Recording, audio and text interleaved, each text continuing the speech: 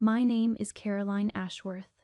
I am 34 years old, and on the 14th of March, at exactly 11 minutes past 7 in the evening, I stood at the entrance of the Whitmore Grand Estate, the most sought-after wedding venue in the entire county of Mecklenburg, and watched my older sister Diane walk through the carved oak doors on the arm of a man she had known for 11 months, wearing a gown that cost more than my first car, surrounded by 240 guests who had no idea that the woman standing quietly at the back of the room was the one who owned every inch of the building they were standing in.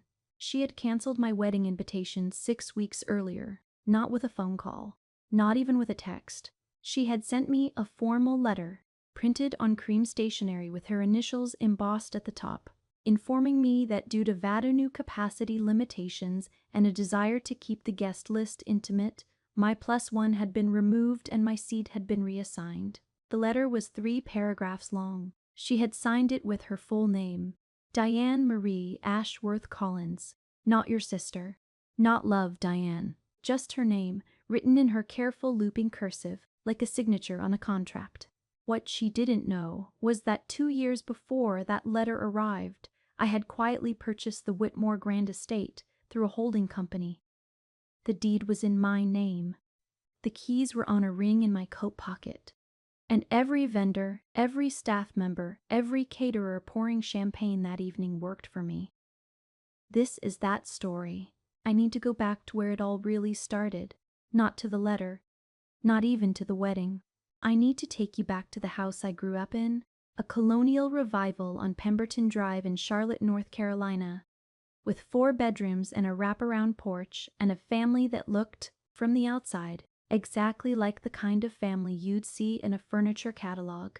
My father, Robert Ashworth, was a commercial real estate attorney. My mother, Patricia Ashworth, had worked as an interior designer for 20 years before quietly stepping back to manage the social calendar that came with being Mrs. Robert Ashworth. They were not cruel people. They were not intentionally unkind. But they had a system, and in that system there were 2 daughters, and only one of them had ever truly mattered. Diane was 5 years older than me. She was the one who looked like our mother. Tall, honey blonde, effortless. She had been homecoming queen at Providence High School in the autumn of 2007.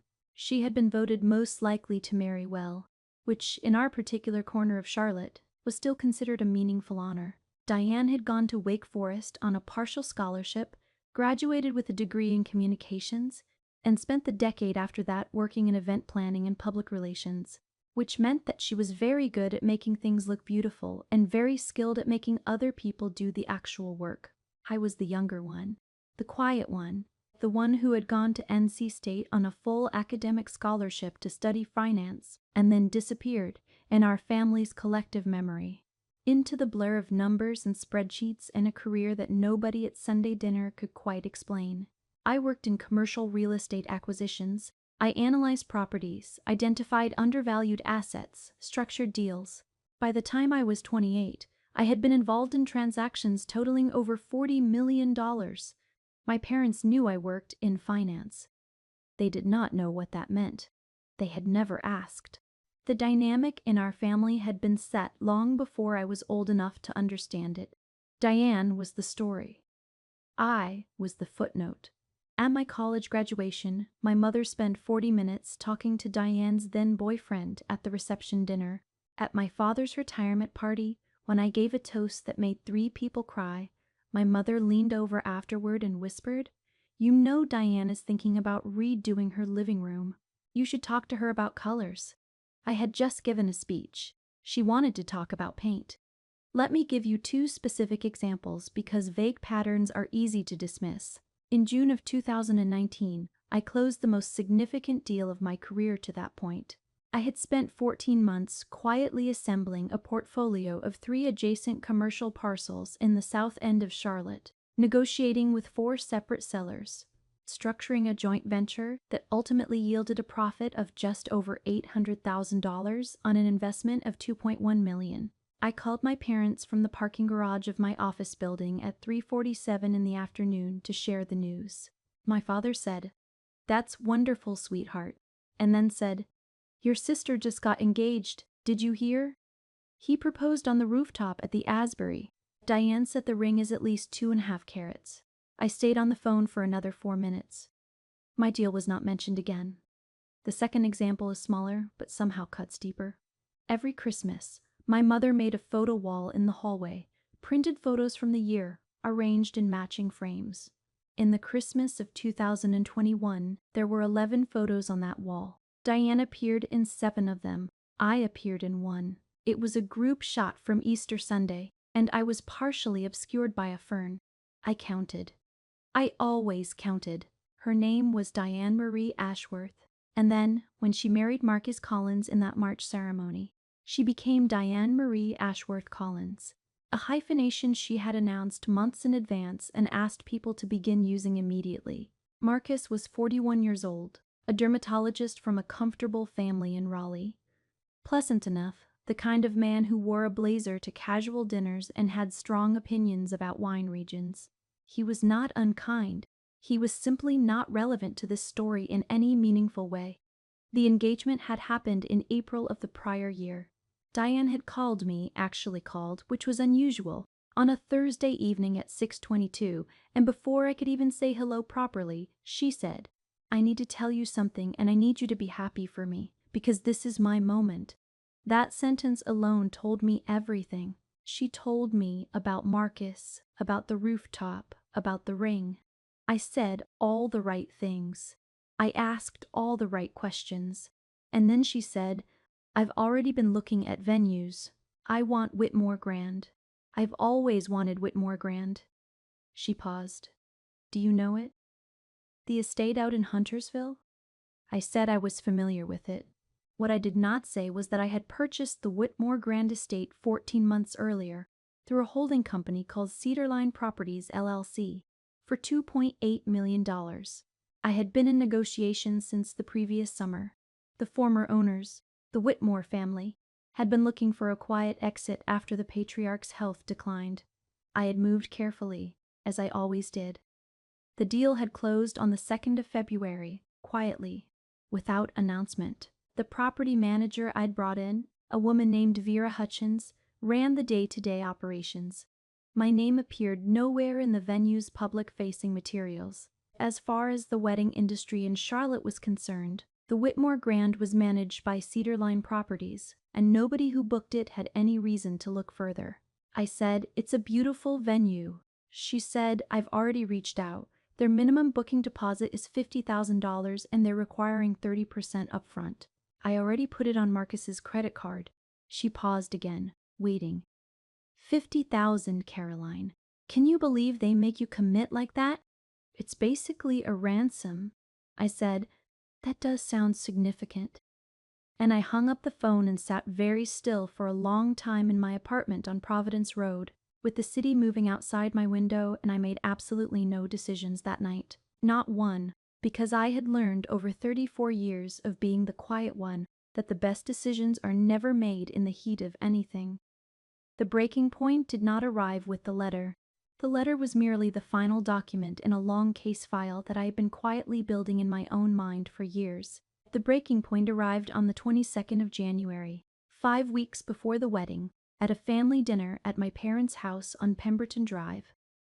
It was a Sunday. My mother had made her roast chicken and the table was set for 7.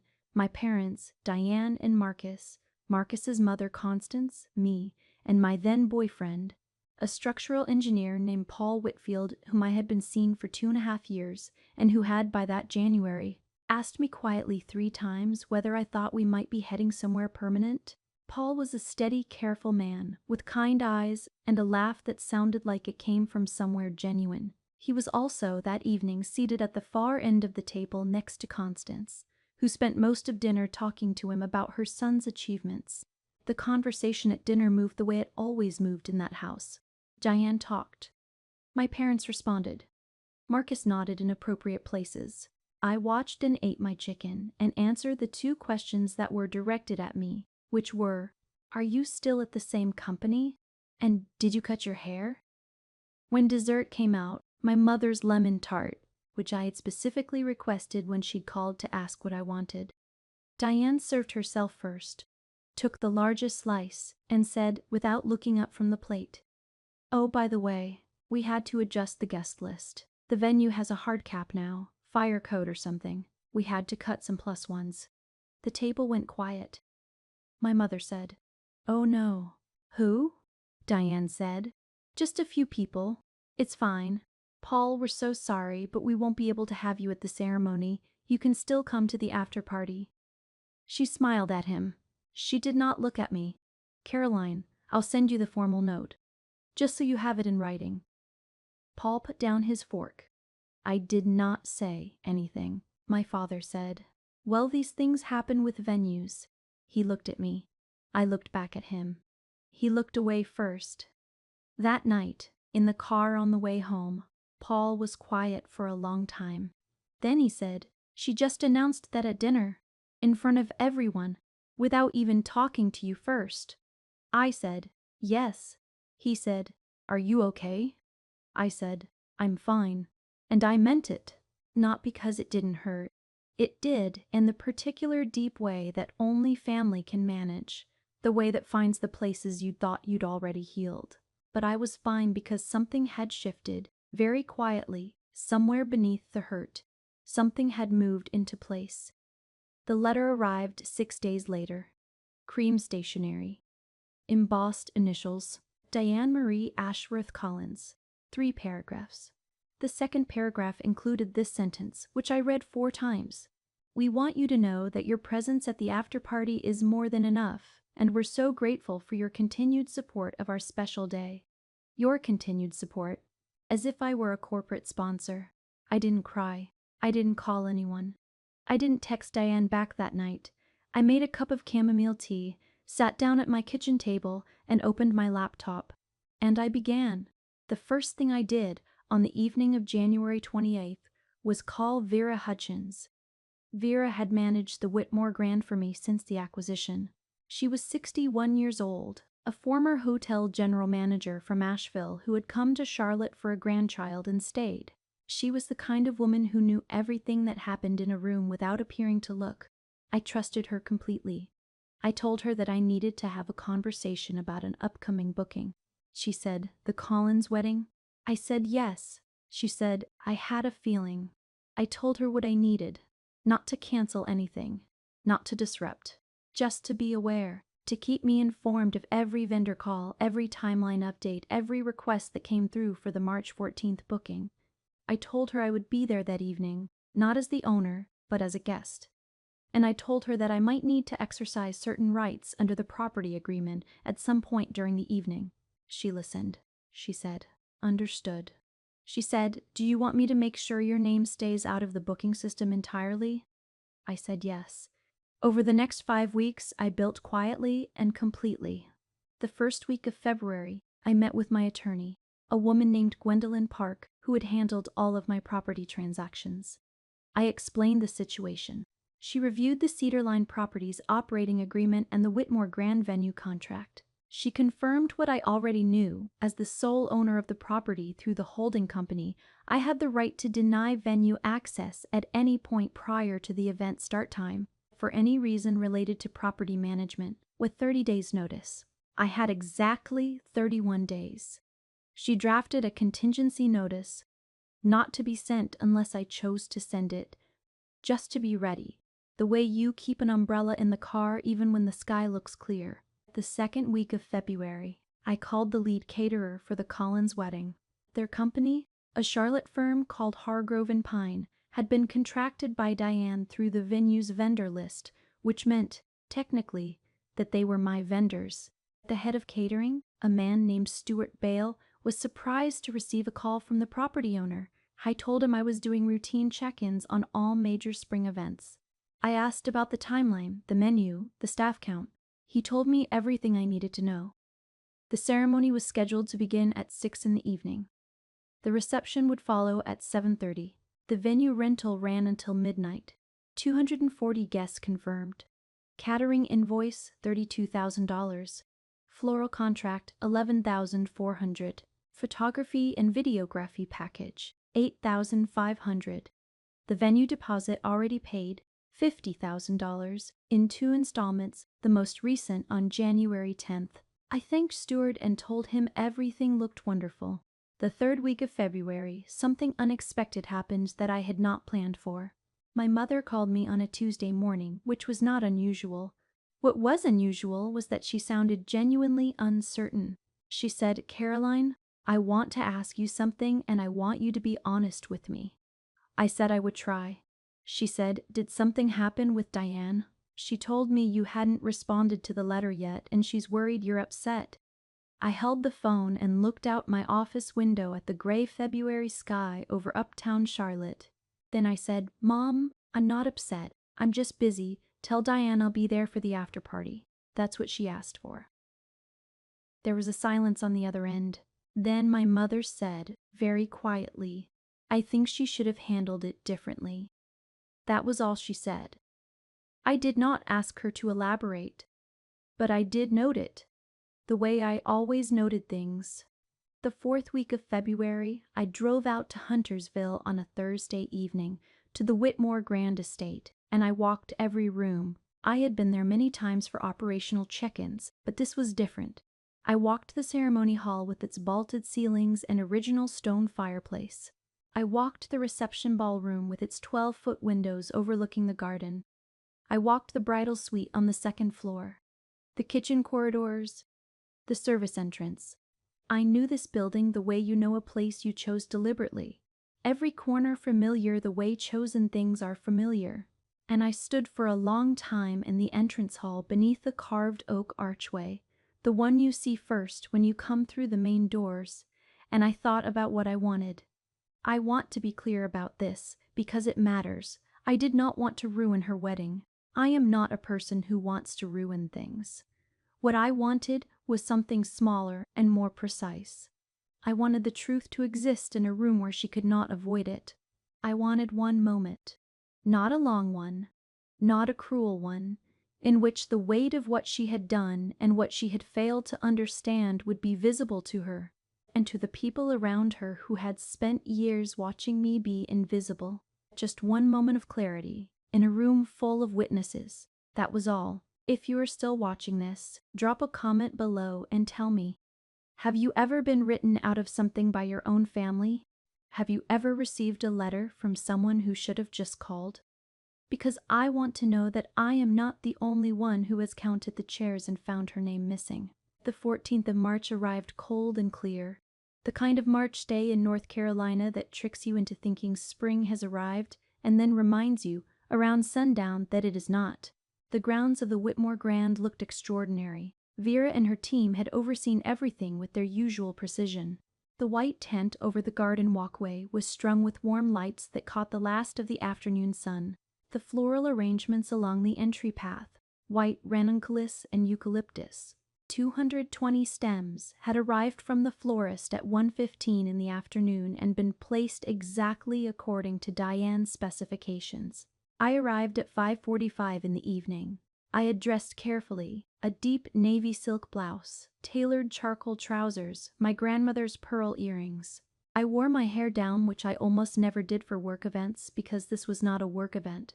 I carried nothing except my phone and the property keyring in my coat pocket. I had told no one outside of Vera, my attorney Gwendolyn, and Paul, who had offered to come and whom I had asked, gently, to please stay home, because this was not a night for witnesses to my feelings, only to facts. I checked in with Vera in the service corridor at 5:52.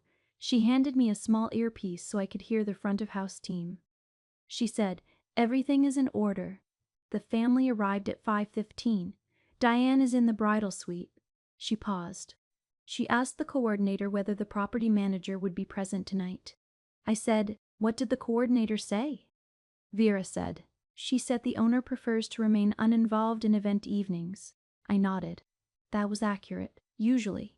I found a position near the back of the ceremony hall, in the alcove beside the stone pillar, where I could see the full room without being the first thing anyone's eye landed on.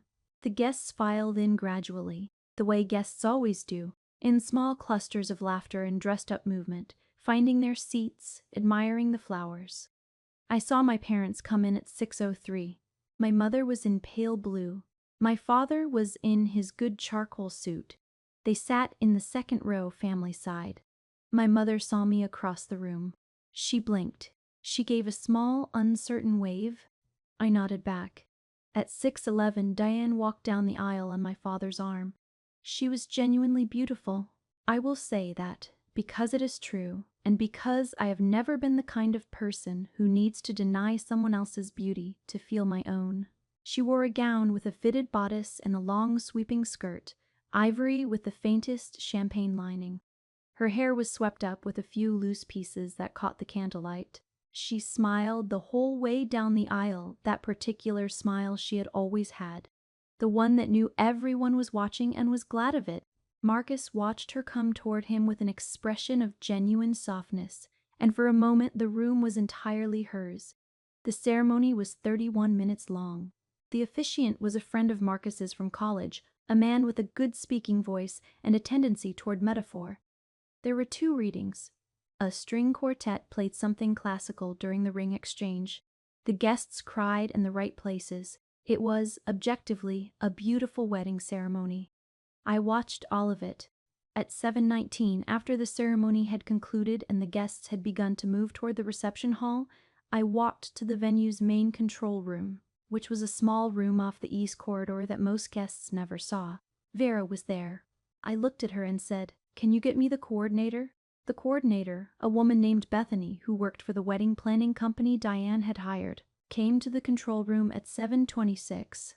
She was efficient and polished in the way that good wedding coordinators always are, and she looked at me with the particular alertness of someone who senses that something is about to change, but hasn't yet been told what. I said, "I'm Caroline Ashworth. I'm the owner of this property through Cedarline Properties, LLC. I placed my business card on the table in front of her. I need to speak with the couple before the reception begins. I need 5 minutes. Can you arrange that?" She looked at the card. She looked at the Vera. Vera nodded. Bethany said, "I can bring them to the Magnolia Room. It's just off the main hall." I said, "Thank you." I waited in the Magnolia Room for 4 minutes. It was a small, elegantly appointed sitting room used for formal photos and family gatherings. There were 2 small sofas facing each other, a fireplace, fresh flowers on the mantel. I stood rather than sat, my hands folded in front of me, the key ring in my coat pocket. I did not rehearse anything. I had been rehearsing this conversation in various forms for 6 weeks. There was nothing left to prepare. They came in at 7:31. Diane first, then Marcus. Diane's face when she saw me went through 3 distinct expressions in approximately 2 seconds: surprise, confusion, and then the particular arrangement of features that I recognized from 30 years of sisterhood as her managing face, the one she wore when she was recalculating. She said, "Caroline, I didn't know you were. How did you get access to?" I said, "I own it." She said, "What?" I said, "The Whitmore Grand Estate. I purchased it 26 months ago through a holding company called Cedarline Properties. I am the sole property owner. Every contract you signed for this evening was ultimately with me, though I understand you weren't aware of that." I let that sit for exactly 3 seconds. "I'm not here to interrupt your evening. Your wedding is beautiful. The ceremony was lovely, and I mean that sincerely. But I needed you to know, before the reception begins, that the place where you chose to celebrate the most important day of your life belongs to your sister. The one you sent the letter to, the one you removed from the guest list." I paused. "I wanted you to know that, and I wanted to tell you in person rather than by letter. That's the difference between us." Marcus said very quietly, "Oh." Diane's face had gone the particular pale that has nothing to do with makeup and everything to do with blood leaving a place. Her hands, still holding her bouquet of white ranunculus, tightened slightly on the stems. She said, "You bought this place?" "When did you? How did you?" I said, "I work in commercial real estate acquisitions. I've been doing it for 8 years. Most of my family doesn't know that." I kept my voice even, the way I had always kept it, the way I had learned to keep it. Not out of suppression, but out of genuine calm. "I'm not here to make a scene. I just wanted 5 minutes, and I wanted to use my own room for it." There was a silence that lasted, by my count, approximately 7 seconds. In a quiet room, 7 seconds is a very long time. Diane said, "Caroline." Then she stopped. There was nothing in her voice that I had expected. No anger, no indignation, just a kind of hollow recognition, the sound of someone arriving somewhere they should have reached years ago. I said, "Go have your reception. Vera and the team will take excellent care of you. That's what we're here for." I reached into my coat pocket and touched the key ring, not to show her, just to feel it. "I'll see you at the after party." Assuming I'm still invited to that, I walked out of the Magnolia Room at 7:34. The reception hall was filling up. The string quartet had transitioned to a jazz ensemble. Waitstaff moved between the tables with champagne flutes. The centerpieces, white ranunculus and eucalyptus in tall crystal vases, caught the light from 12 chandeliers overhead. It was, as I had always intended it to be when I had approved the renovation budget 18 months earlier. An extraordinary room. I found my table. I had quietly asked Vera to place me near the garden windows, and I sat down. My mother appeared 3 minutes later, and she sat in the empty chair next to me without asking, which was a thing she had never done in 34 years. She didn't say anything for a moment. Then she said, "Did something just happen?" I said, "I told Diane something she needed to know." My mother looked at me for a long time, and then she said, "How long have you owned this place?" I said, 2 years and 2 months. She made a sound that was not quite a laugh, and not quite anything else. She said, "Robert and I had no idea." I said, "No, you didn't." She reached over and put her hand over mine on the table. I let her. When Diane and Marcus entered the reception hall for the first dance at 7:58, Diane looked across the room and found me almost immediately. I was sitting with my mother, my hands folded in my lap, watching. She looked at me for a long moment. I did not look away. And then she turned to Marcus, and they danced their first dance to a song I didn't recognize, something soft and slow, and she cried, and everyone thought it was happiness. But I knew Diane, and I knew that was not entirely what it was. In the weeks that followed the wedding, Diane called me 4 times. The first call, on the 16th of March, lasted 40 seconds. She said, "I don't know what to say." I said, "You don't have to say anything right now." The second call, on the 21st of March, lasted 8 minutes. She talked about how she hadn't known, how she would have done things differently, how the +1 situation had been more complicated than it looked. A phrase she used twice. I listened. I didn't argue. The third call, on the 30th of March, she cried. I did not. I said, "Diane, I'm not angry with you. I want you to understand that. But I also want you to understand that the things that happened, the letter, the dinner, all of it, those things happened, and I am not going to pretend otherwise or make it easier to forget." The fourth call came on April 9th. She said, "I told Mom everything, about the holding company, about the venue, about what you said in the Magnolia Room." There was a pause. She cried for about an hour. I said, "I know, she called me." Another pause. Then Diane said, "When did you become this person?" I thought about that question for a moment. Then I said, "I think I always was. You just weren't looking." My father called me on April 12th. He asked if he could take me to lunch, just the 2 of us, which had not happened in 11 years. We went to a restaurant in South Park. He ordered the same thing I did, without looking at the menu, which meant he was nervous. He talked about real estate for a while, asked me questions about the business that were more intelligent than I had expected. Then he put down his fork and said, "I missed a lot, didn't I?" I said, "Yes." He said, "I'm sorry, sweetheart." I said, "I know." We stayed at the table for 2 hours. When we left, he hugged me in the parking lot. The kind of hug that takes a long time to let go of. I drove home and sat in my car for a while with the engine off. Paul proposed in May, on a Tuesday evening in my kitchen, with no rooftop and no audience, just the two of us and a ring he'd chosen because it looked, he said, like something I would have chosen for myself. He was right. I said yes. We went to Whitmore Grand for our engagement photos in June because I loved the light through those garden windows, and because it was mine, and because sometimes the most important thing about a place is not what happened there, but what you built it to be.